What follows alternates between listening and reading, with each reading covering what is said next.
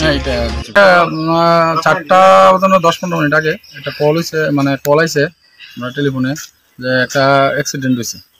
সাদা সাদা জায়গাটার নাম হলো কাঁচরাছড়ার কাছাকাছি হতে পারে। গাড়ির নাম্বারটা আছে একটু নীতি